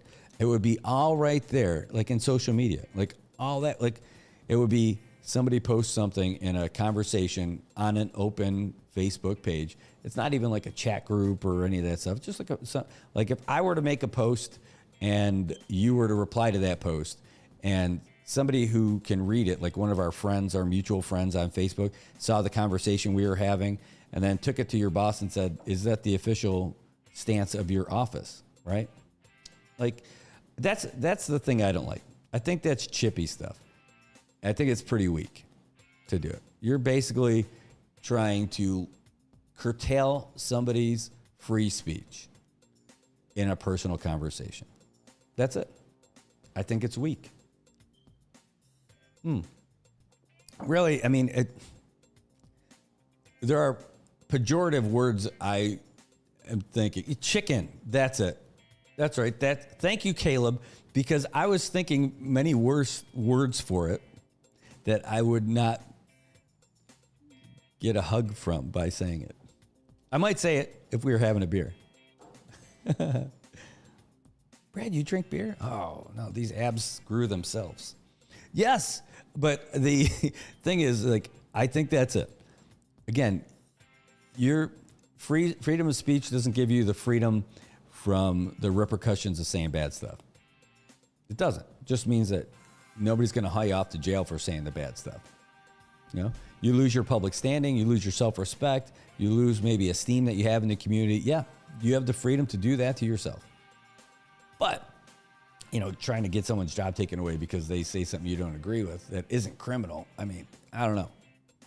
But I would hold that person to task. That's the difference on this. I'm not giving people the free pass to do everything. I would take it up directly with them and ask them. And then see what they have to say. And if you want to do a story on it, I would do a story on it. Yeah, I support that too. But, again, going to someone superior to say, hey, is this the official statement or the official view of your office? Those would be the words you are uttering, but the real message you're sending is, I don't like what that person said, and I don't agree that they have the freedom to say that, and I want you to do something about it. That's essentially what it is. And that's an editorial under the guise of, I just think that it's such a weak move. It has nothing to do with that position. It has nothing to do with that job. Yeah, that's how I feel about it. Oh, and I would love to, but that the context doesn't. I can't give you the context more than that because it's without talking about the person, the people involved, or any of that other stuff. I just think the context I gave you a pretty good scenario because I am thinking about a specific scenario, but the particulars of that conversation, I don't think would influence the way you would think about the overall discussion, right? Some of those things, I guess you could take case by case, but for this one in particular, I don't think these folks. The conversation I was having with some folks about this, or with folks whose opinions I love, and whose context in general is so important. Oh, I agree with you. I agree with you on that. But the people who I have a conversation with about this, it was such a great conversation.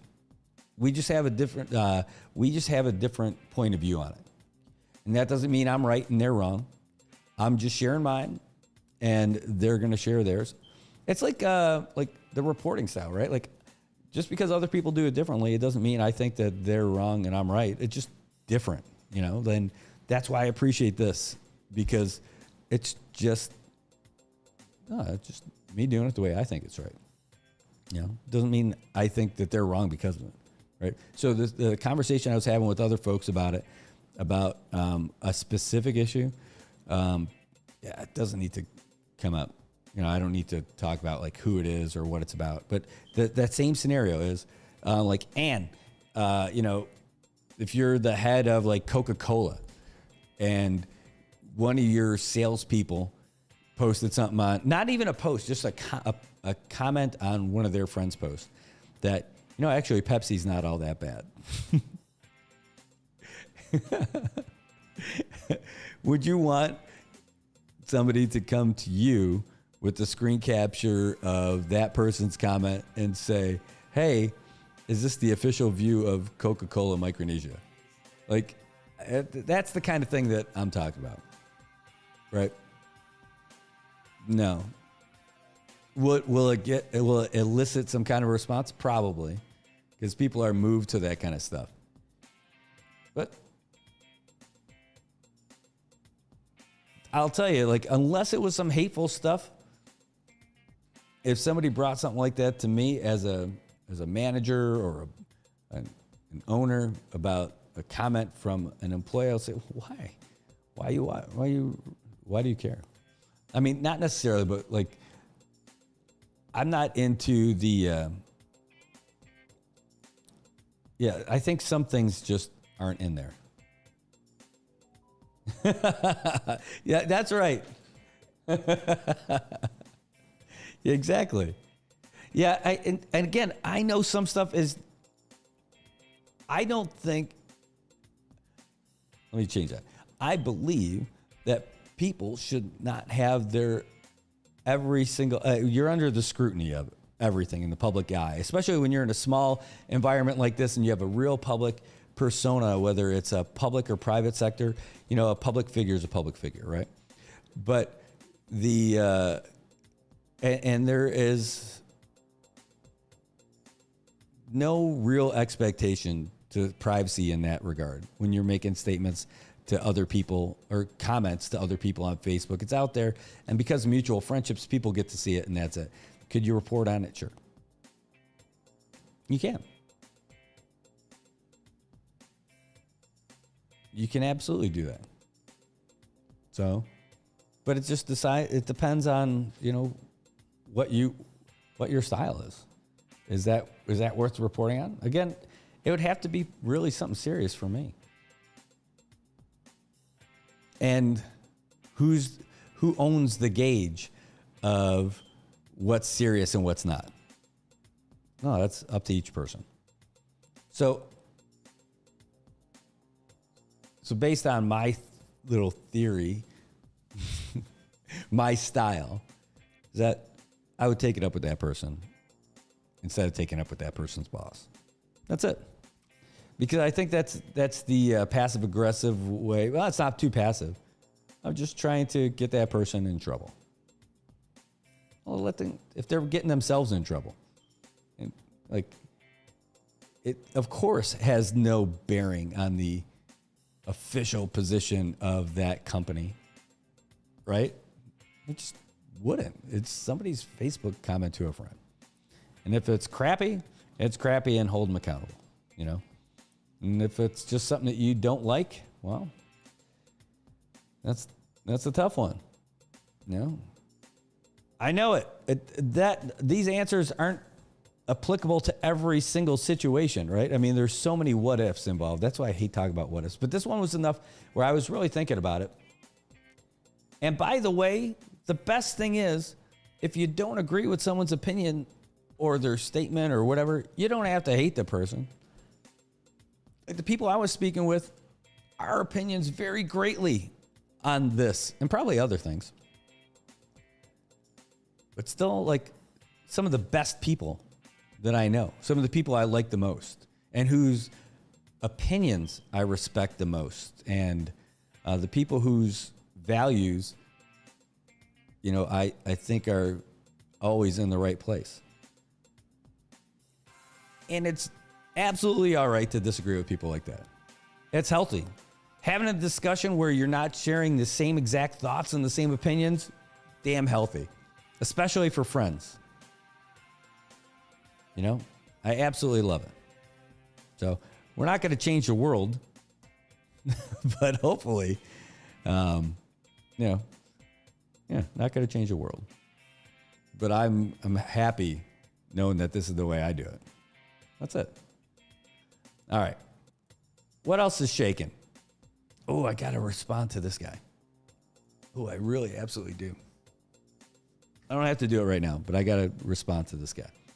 Great stuff. All right. Oh, man, I got other stuff I want to talk about. It's 9 o'clock already. I mean, there's nothing saying I can't go longer, right? That's what she said. But there's nothing saying that we can't talk about more things. So, I mean, why stop here? Did you guys watch at all the debate, the forum, the delegate forum for the Society of Professional Journalists? I hope so, because it was pretty cool. Couple things I want to talk about. We were 100% going to broadcast on the Society for Professional Journalists, the CNMI Society of Professional Journalists page.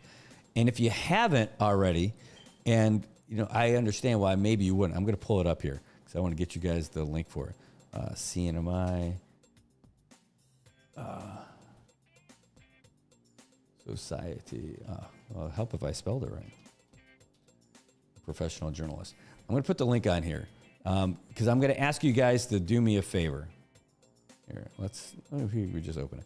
I'm going to ask you if you could do me a favor. And it is doing us a favor, for sure. We ended up doing this. I'm laughing at your comment, Ann.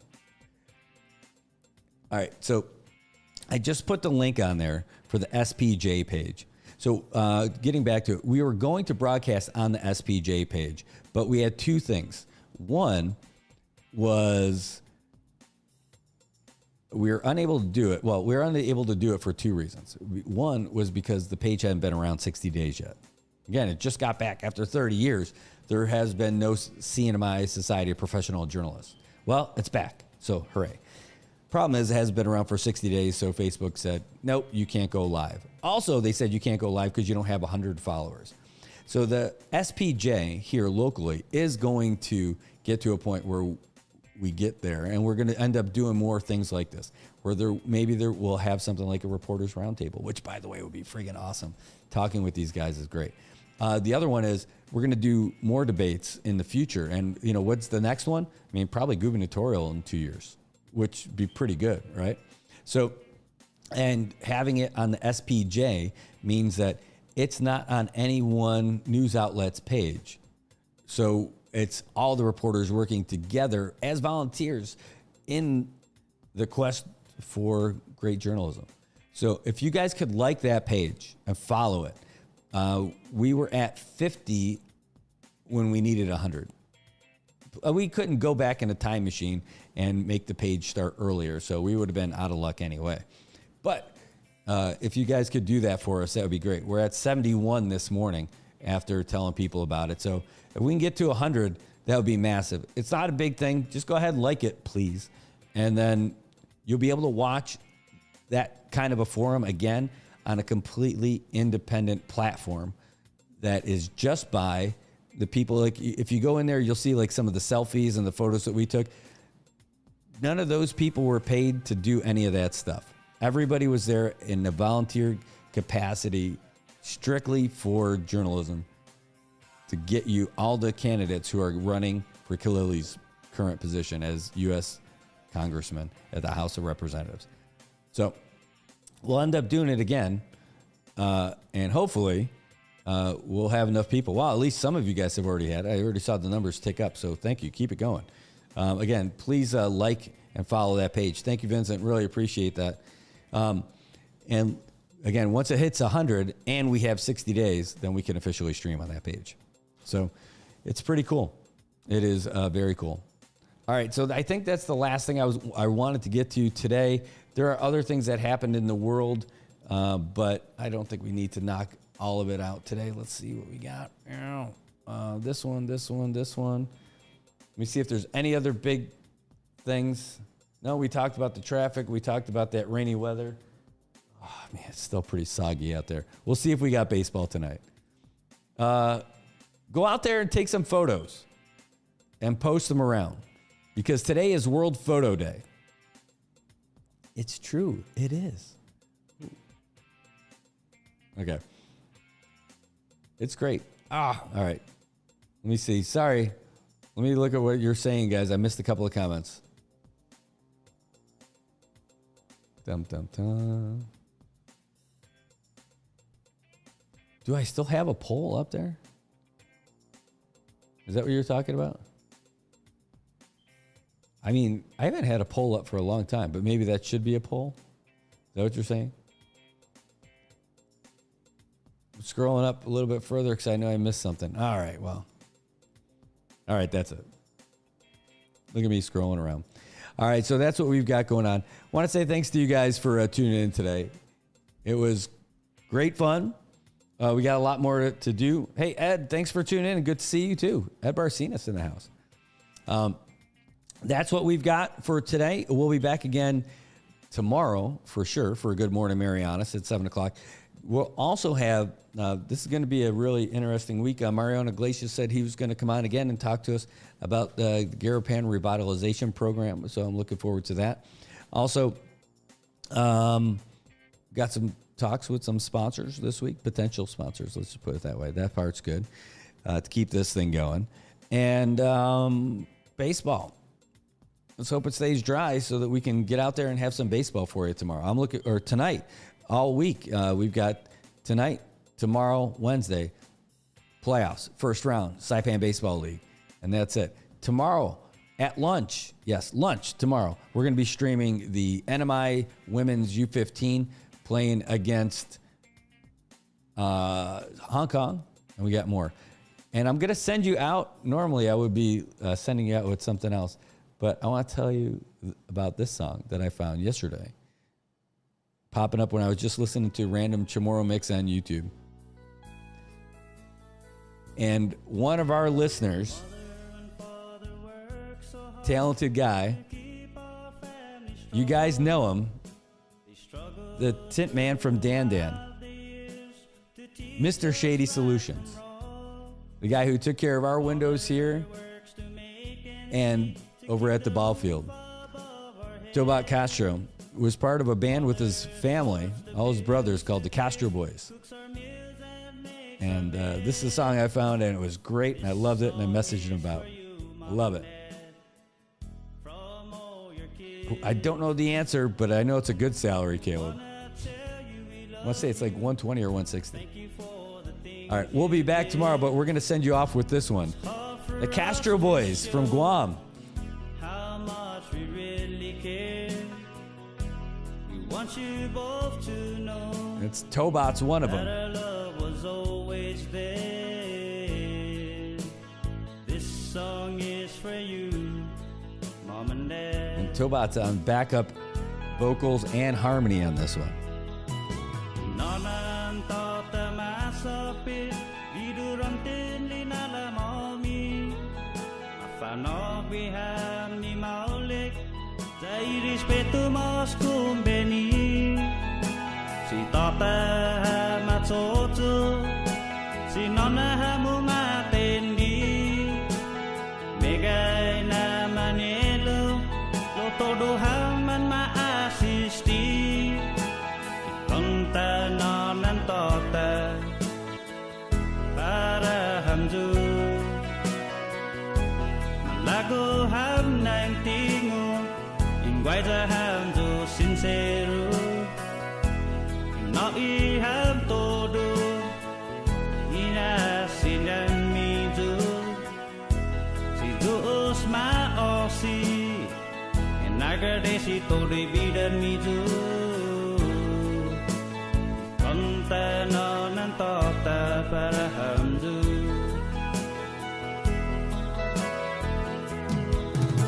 The struggles and pain we put you through Broke your hearts and made you tear We caused some stress and sleepless nights Throughout our younger years Mom and Dad, we ask you both To hear what we have to say Andrew, Dan, Doreen, and Jen, Charmaine, Chris, and Renee Dinga, John, and Dinga, Gay Charlie, the youngest one We love you both with all our hearts Though we might not say it loud We want you to be happy And we wanna make you proud This song is for you, Mom and Dad From all your kids We wanna tell you we love you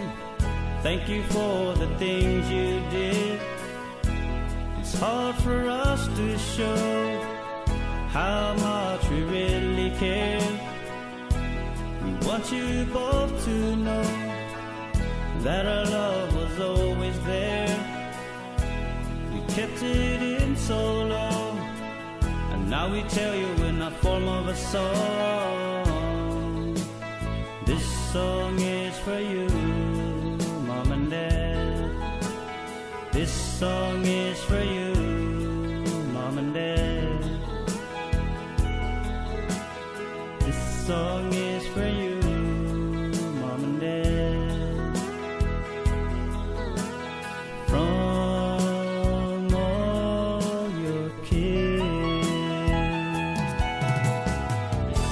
Castro Boys out of Guam. And Tobot, man, I'll tell you, what a great song. I know, I absolutely loved it. It is a great message and powerful stuff.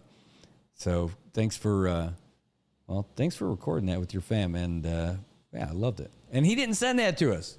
Again, just yesterday when I'm getting ready for the soccer game, and you just searched for Chamorro music on YouTube, and was looking for, you just want to listen to random stuff, and it was great.